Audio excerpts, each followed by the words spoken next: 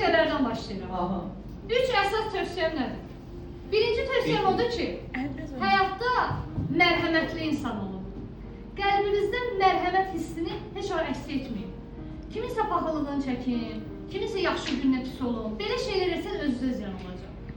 Qəlbinizdə çalışın ki, mərhəmət hissi yüksək olsun. Həmişə insanlarla empati qurmağa çalışın, insanları anlamağa çalışın. Artıq gənc dövrə başlayırsınız.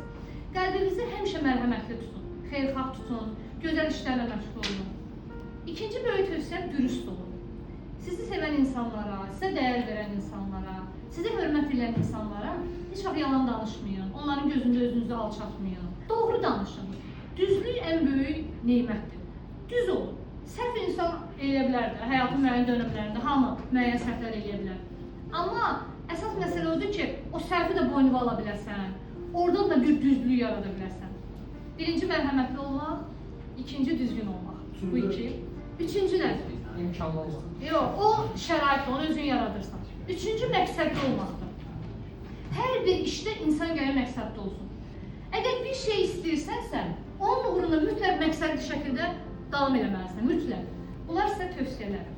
Arzularım nədir? Arzularım odur ki, birinci sağlam olun. İnsanın canı sağlam olanda həyatdan istədiklərini daha yaxşı şəkildə əldə edə bilər. Xoşbəxt olun. Həyatda həmişə sizə ancaq xoşbəxt olmağı arzu edirəm.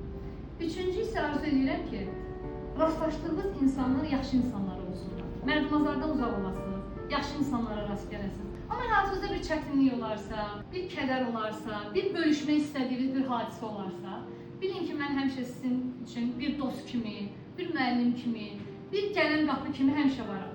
Qapım həmişə hər birinizin üzünə açıqdır. Getdiyiniz yollar xeyirli olsun, gözəl insanlara rast gələsiniz, həmişə xoşbəxt olasınız. Bir də məni gözəl xatırlayın həmişə. Başlayalım.